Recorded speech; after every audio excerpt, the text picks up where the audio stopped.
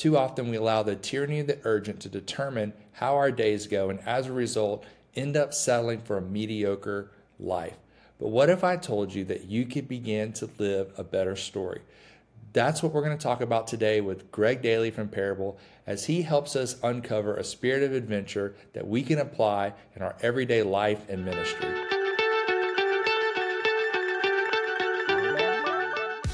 Welcome to the Believe Again podcast, powered by Parable. I'm your host, Josh Robry. The Believe Again podcast seeks to inspire, challenge, and equip church planters through stories of grit and in thought-provoking conversations on faith and leadership. Greg is married to Jessica, and they have 4 kids through birth and adoption. He's also the co-founder of the Restoration Project, an organization that seeks to eradicate fatherlessness through intentional fathering and brothering. He is also the chief visionary and CEO of Parable, a bookkeeping and accounting company that seeks to help churches keep every dollar on mission. You may not expect to learn about adventure from the CEO of an accounting company, but as we get into this conversation with Greg, you're going to learn how you can live a better story. Greg, thank you for being with us today. Thank you, Josh, for having me. It's a privilege to be on the show. Well, before we get started with our conversation, I like to always do a little resource roundup at the beginning. So I wanted to ask you, is there a book that you're reading right now, or maybe 3 books that you can think of over the course of your life that meant a lot to you that you'd like to share about? I'm really on a biography kick, I think, at the moment. I just finished Where the Light Fell, Philip Yancey's biography. Got a lot of heartache and hope kind of swirled into one. I never knew I've read some of his books, didn't know any of his stories. It was an really interesting read. You mentioned my favorite author of all time, Philip Yancey. I've read that book too, Where the Light Fell, his memoir, basically his life. His memoir, yep. Yeah, memoirs, that's my favorite genre. I have a unique story with Philip Yancey. So when I first stepped out of ministry back in 2012, I was working a really sorry job and was very unhappy with my life at the time. And a friend of mine who I never considered to be a bookworm sent me a book and said, I think you'd really like it, from an author I'd never heard of. And it was Philip Yancey. It was Soul Survivor, How 13 Unlikely Mentors Restored My Faith in the Church. And have you read that book? I haven't read that one. I'm going to definitely pick that up. Well, that's what got me on the Philip Yancey journey, and it basically kind of rewired my philosophy of faith and ministry, because these unlikely mentors began to mentor me through his book. I gave that book to my mother-in-law when I was finished reading it, and this is now the 2nd episode of this podcast where I talk about my mother-in-law, so I hope I'm getting some good brownie points from her and Amy, because here we go again talking about how amazing my mother-in-law is. But my mother-in-law, no one I know reads books like she does. She read it and she loved it. And so her and I both began to be on this kick of reading Philip Yancey books. And a couple Christmases ago, when that book came out, Where the Light Fell Through, I was walking through a bookstore and I saw it. I'm like, this would be the perfect gift for my mother-in-law for Christmas. So I bought it. We usually get a gift from me and Amy together, but I got her that book. And on Christmas morning, we exchanged presents, and we opened our presents at the same time and held them up. We both got each other that book. Oh, that's hilarious. Yeah, so without knowing it. So whenever I bought the book, Amy, of course, knew that we had both done it, and she was able to keep that secret all the way to Christmas. So good job to Amy for keeping that secret. But awesome. Well, in his book, he talks about, how he lost his father, and fatherlessness is something that you're passionate about. One of the first times that I hung out with you, I think the very first time, was at an ARC event in LA, and it was kind of a romantic evening. You, me, and Jeff Wells were at the Santa Monica Pier watching the sunset. Do you remember that? I do remember that. And you began talking about your passion to help people who are going through that journey and the different things that you were doing to connect with other men. And man, that just really hit home with me, that you had this passion for this. Could you tell me a little bit more about where that came from and what the Restoration Project is? Yeah, I think it was birthed out of a couple things. I studied some experiential education in school. We studied rites of passage. So I became fascinated about rites of passage and really the lack thereof in the US and in America.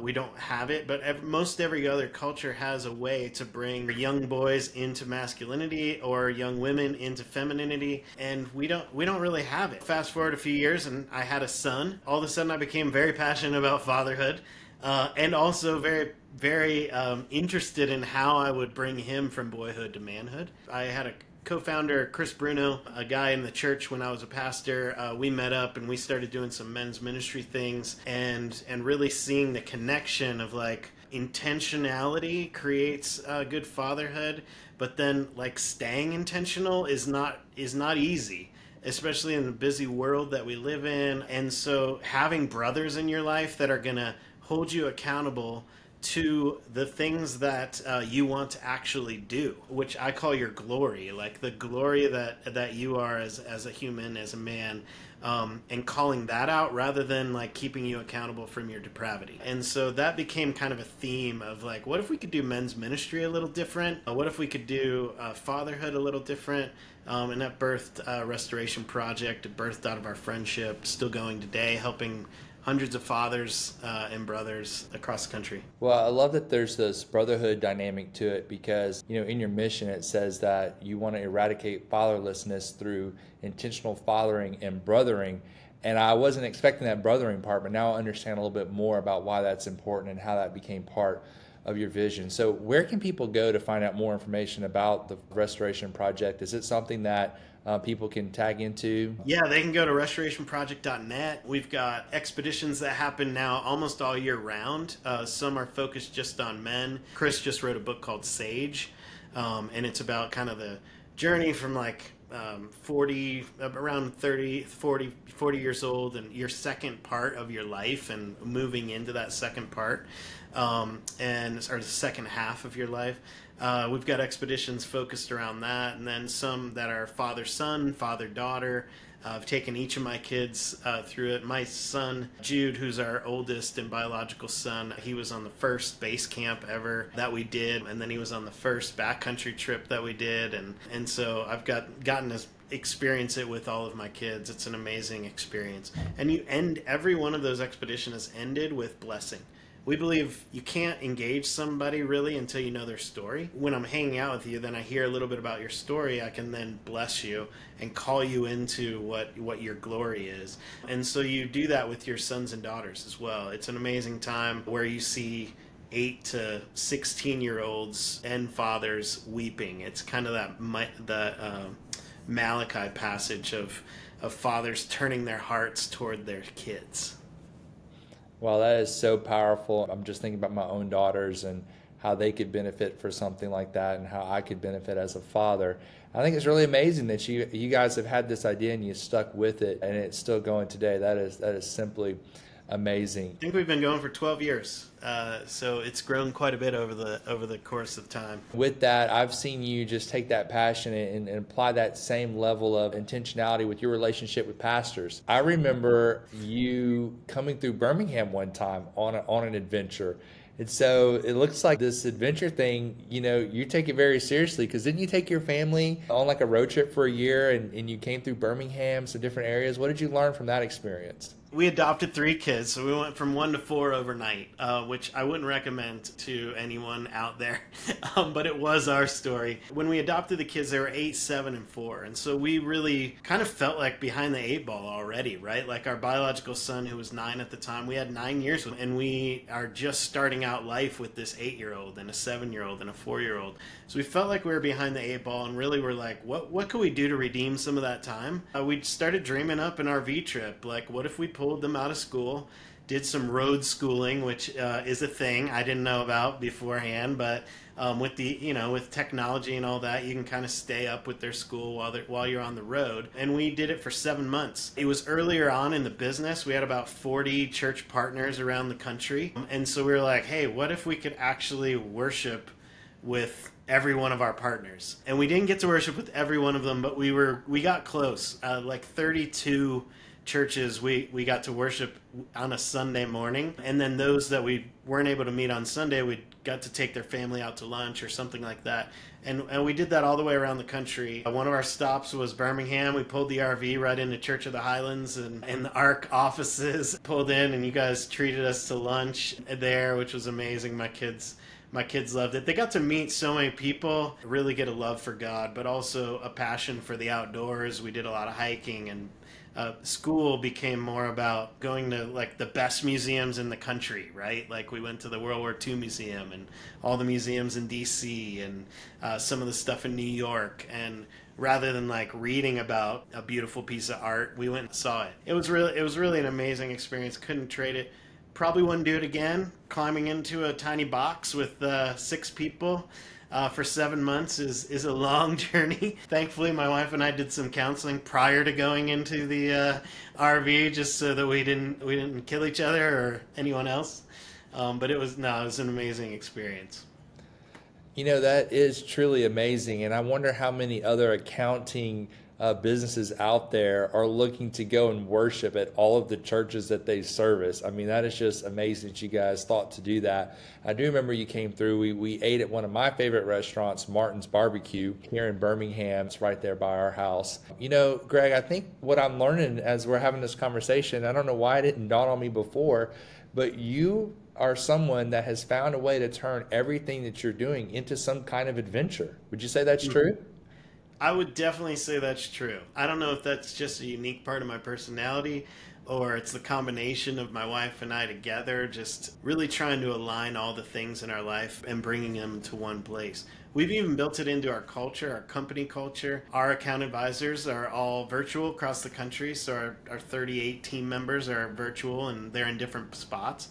So if they're near one of our churches, they go visit. If they're traveling, we've had people that, went to Maine for a family trip, stopped in and worshiped at one of our churches, and then took Pastor Adam Harold out to lunch and his family. Like it's an amazing little gift that we get to give being virtual, and it's one of our values is virtual but together. Like we're a virtual company, but we're real people. We're not bots. We also love the church.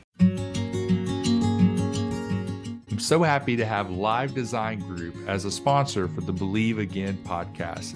Live Design Group is an architectural and interior design firm working with growing organizations who are focused on creating places that bring people together. Their highly interactive live design process lets you explore your options as the design evolves in real time. Their process enables a deeper understanding of every decision, combining their experience with your DNA to achieve your vision. To Live Design Group, success is when the building reflects you, not the architect. To find out more about Live Design Group, email Craig at livedesigngroup.com. We'll get back to the conversation in just a moment, but before we do, I want to tell you about a new tool that's helping more new people come to church for the first time than anything I've ever seen before. It's called Visit Planner, and Visit Planner uses targeted digital advertisement and powerful engagement software to help introduce your church to new people. You can find out more by scheduling a demo at visitplanner.church and use the code VP20 to get 20% off your first month. That's V as in visit, P as in planner, 20 to get 20% off your first month. Now back to the show. Well, another adventure you and I went on was in 2018. You and I went to the Refuge with Pastor Greg Surratt, Paul Andrew, and a lot of other amazing pastors. When we went on that trip, many of us were strangers or barely knew each other. But by the time we left that retreat, man, a lot of things are put in motion. And I'm kind of like surprised to look back at that Refuge trip and to think about all the things that were birthed out of it. I don't think I would be doing this podcast today without that Refuge trip. It was something that kind of gave me the confidence to go ahead and, hey, I have this dream to write a book. Let's publish the book. Okay, well, from the book, I realized the best part of the book was the conversations I got to have with people.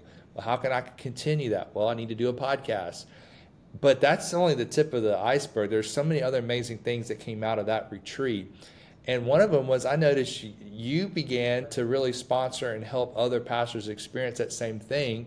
And so I guess I always thought that it was more connected to that experience, not the fact that you're just an adventurer in general.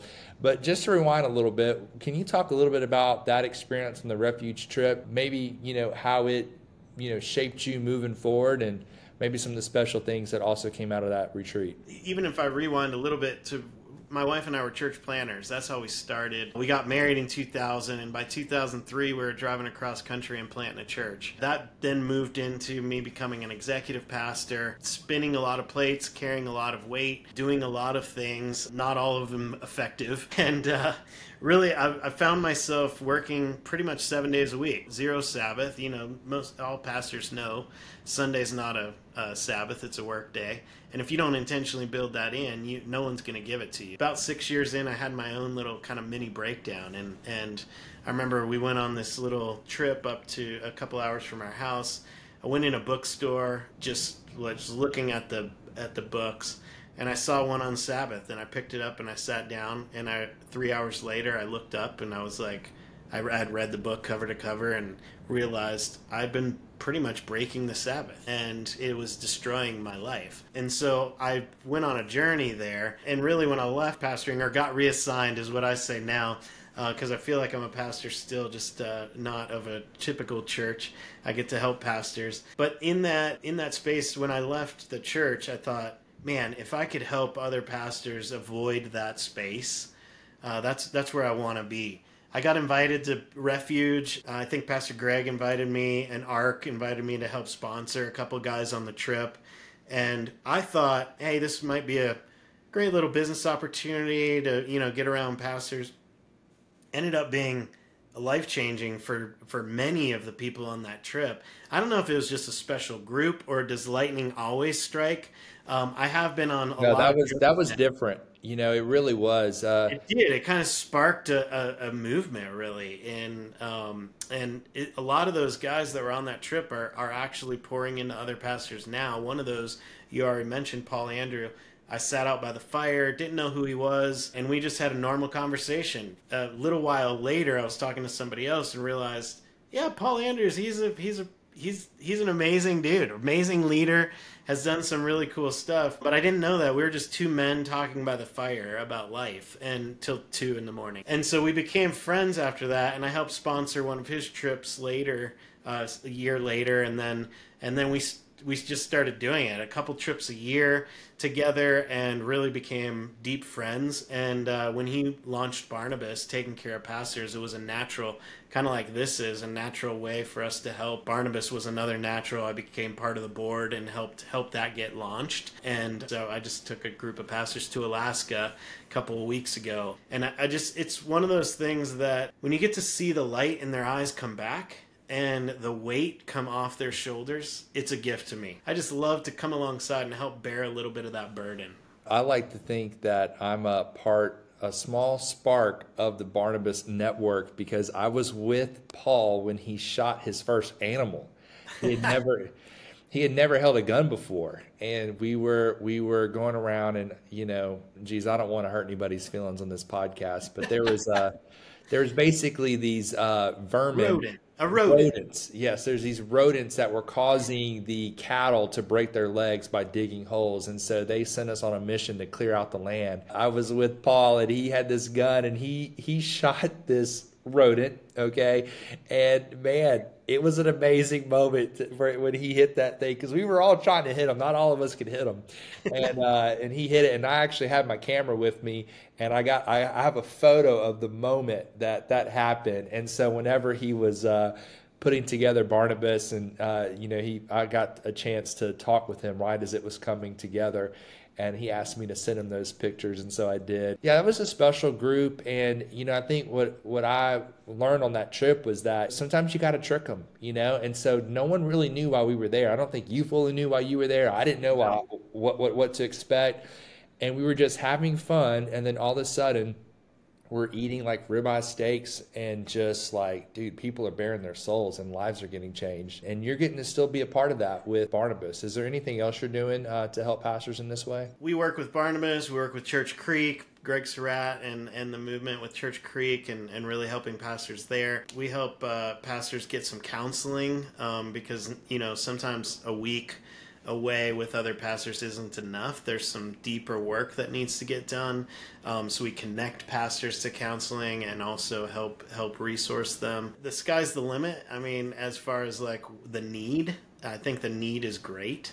And we try to pour into whatever space we can. As I mentioned earlier, you're also the CEO and the Chief Visionary Officer of Parable. Parable offers accounting and bookkeeping services to pastors and churches. You guys went through a name change a few years ago. You weren't always known by Parable. Now you are. As we're sitting here having this conversation, I wonder how much of that name change was based on the fact that this is kind of your personality. But I'd like to hear a little bit more about why did you change the name, and why does the name Parable help better tell the story of what you guys offer pastors? Yeah, I mean, so I mentioned that we adopted some kids back when we moved to Fort Collins after we pastored at Fort Collins, Colorado. My wife actually started Parable as a stay-at-home mom's kind of side gig. And at the time, we didn't know what it would become. She just called it Accelerate Business Solutions because we wanted it to be broad enough. We used the X like Excel spreadsheets, so we're really cool. And so it's called Accelerate Business Solutions, not knowing that pretty much no one could spell that, so they couldn't find us. Email me at greg@acceleratebusinesssolutions.com was super long and all of that. So, but we actually kind of dwindled it down to Accelerate at the time. And then we started to wanting to go through a refresh and just a new look, not changing our name because we had kind of wrapped around it. And the branding company that we worked with, which they kind of helped us walk through, like, is this what you really do for churches? And at that time in our history, it turned from a stay-at-home mom's kind of side gig to a company that comes alongside helping churches in the areas of finance. And that became our niche. And we turned down, any kind of for-profit or other business. And so, no, at the time, it wasn't really communicating who we are. And as we delved into, like, what we actually do, story kept coming back around, like, really, like helping churches align their stories. And then obviously Parable is a story with a deeper meaning. There's actually in our logo, it's a parable in and of itself. It's kind of a modern day parable, calling the church back to its roots, because the church isn't about programs. The church isn't about buildings. The church, those are just tools for ministry. And sometimes you can get distracted by some of those things. But we did the circle with the key and the parable P. And the circle is an ancient symbol for people, reminding the church that it's always been about the people. And so the key is an old church key, and it's helping unlock the story your numbers are telling. And we discovered that, like, just like books tell stories, numbers tell stories as well. Most pastors don't read in numbers, but our team does. It's kind of like the Matrix. The numbers are falling down, and our team sees this beautiful landscape, but most pastors just see these numbers falling down. And so we really want to unlock it and help the pastors walk through, hey, you say you're about outreach, but when I look at your budget, you're spending 1% on outreach. Is that the story you want to be telling? No. Okay, let's change it. Let's align our budget with our mission, our vision, what we want to do, our strategy. Wow, so you guys, you're not just saying live on mission as a tagline. You are literally helping churches stay on mission. I mean, that's the goal. If you work with us long enough, we will help you stay on mission. Gosh, I can't tell you how good that is for me to know that someone that, I've always recommended you guys, because not on my personal experience, but because of the personal experience of other pastors saying, hey, listen, we use Parable. We've loved them. It's been great. And of course, you've been a friend to me, so I've always loved hanging out with you and spending time with you, and happy anytime I can connect you with a pastor. But to hear that you're willing to take care of pastors at that level, to me, really means a lot. And the fact that, gosh, I mean, you're taking your business and you're finding a way to really make it about people. I love that. I think that people are our greatest resource. They're our greatest asset. It's what God wants us to take care of. And I believe that if you take care of people, God will continue to send them to you. So good job there, Greg. Yeah, I really feel like, I said earlier that I was reassigned. I really feel like I was actually supposed to be a marketplace pastor. I think God had me be a church planner in order to get me in this space here. We want to create social, spiritual, and economic capital, not just economic capital. A lot of businesses that aren't kingdom minded tend to just focus on economic capital, and I don't think that's wrong, but I think it just misses part of the bigger picture. I've enjoyed learning more about your story, your personal ministry story, and also the story of Parable. But also, you guys offer a lot of free services to church planners and pastors. I was wondering if maybe you could take a second and talk about how you can benefit people directly in their ministry.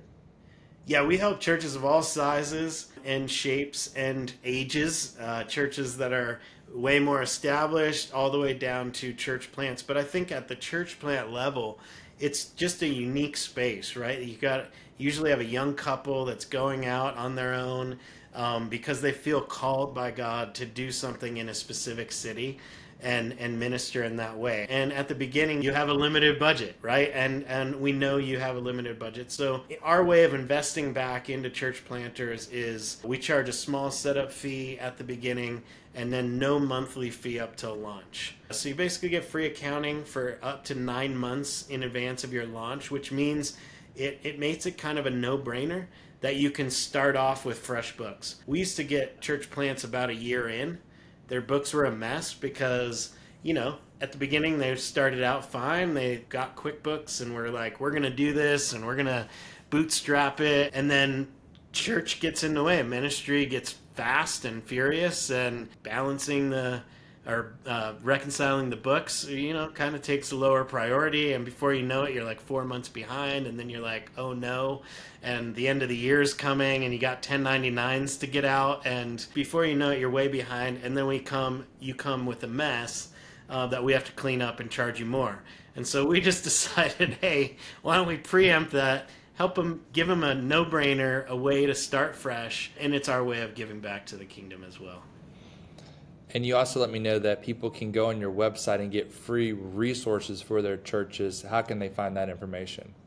Yes, we've got lots of free resources on our website. You just go to liveyourparable.com and click on free resources. We put a lot of things out there, like how to manage cash flow, what are the 9 drivers to it, what's a church planner's toolkit, how to budget, those kinds of things we put out there as free resources, helping the kingdom and helping pastors really think about their finances in a different way. Well, Greg, you share a lot about what you do for church planners, but I know over the years of talking with you that you guys help pastors and churches at all stages of growth, at all stages of a church's life, not just small churches, but large churches. So what are some of the other times that churches get on-ramped into Parable, and how are you guys able to help those churches as well? Yeah, we'll take people at any stage in their church journey, but there's typically 3 times that they come in. We've already talked about the church planning one, the beginning, wanting to start fresh, wanting to do things right, maybe not knowing what you don't know and not wanting to mess things up, and definitely not wanting the IRS to knock on your door and revoke your 501c3 status. And then there are the churches that have already been going for a while, maybe they're fast growing and their systems maybe haven't kept up with their growth. Their growth has kind of outpaced their systems. Things are starting to come off the rails, right? Bills are falling through the cracks. Maybe payroll isn't getting run every time, things like that. And so we come alongside them and help them create an operating system that really works together and can scale with them as they grow. As we're wrapping up here, I wanted to give you the last word. Is there any final thought you want to leave with everyone watching or listening to this podcast? Yeah, I think as I think back about what we've talked about and really the theme of adventure, part of that stemmed from my wife and I a while back when we were church planners still. A couple years in, we just got tired of our calendar kind of managing us and running us. My wife was like, well, let's go start some goals. And I was like, okay, that's great. But if I'm going to go away to establish some goals, I need to have some fun while we're doing it. And so we started what we now call the Daily Life Weekend. It's architecting our life. What do we want our life to look like? And out of that weekend, which we now have done every year for like 15 years, where we play, we have some solitude, we talk about our goals for the year, we talk about who we want to pour into for the year. It doesn't always work out this exactly how we had planned it, but it was out of one of those that the RV trip came about.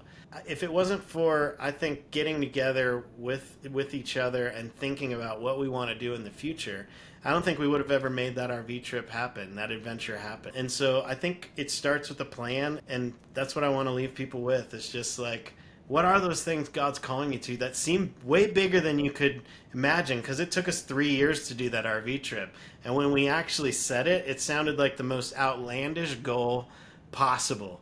To pull our kids out of school, get an RV, which we didn't have, go around the whole country and be able to worship with our churches. It didn't make any sense. But by the time we did it, it worked out. God provided an RV. And then the churches were really open to having us come worship. Our whole family would come in and worship with them. So if you've got a dream that's beyond church planting, right, or beyond pastoring, that's just for your family, like, that's okay to dream those. Get them down on paper and start living towards it. Well, I'm definitely leaving this conversation thinking about adventure and just wondering if maybe I've lost some of the spirit of adventure and how I can get that back. And you're definitely inspiring me to do that, Greg. So thank you so much for that. I heard a quote years ago, and it said, "What would you do if you knew you couldn't fail?"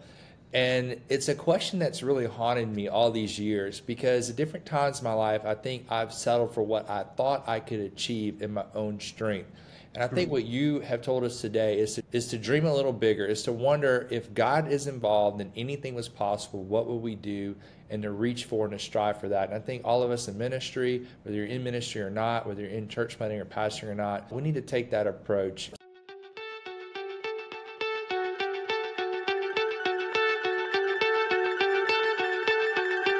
I'd like to thank my guest, Greg Daley, for joining us today. And remember, as our title sponsor, they are offering 25% off onboarding fees for Parable. All you have to do is click the Let's Chat button on their website, liveyourparable.com, and enter the promo code BelieveAgain. Also want to thank our headline sponsor, Live Design Group. Live Design helps create memorable spaces through their interior design and architectural services. You can find out more about Live Design at livedesigngroup.com. Also want to thank Yellow Box, who designed the Believe Again brand and the BelieveAgain.co website. If you're enjoying this podcast, please leave us a review wherever you listen to podcasts and subscribe to us. We're also on YouTube, where you can go and subscribe to our channel there. And thank you for being with us today. I can't wait for you to join us next time.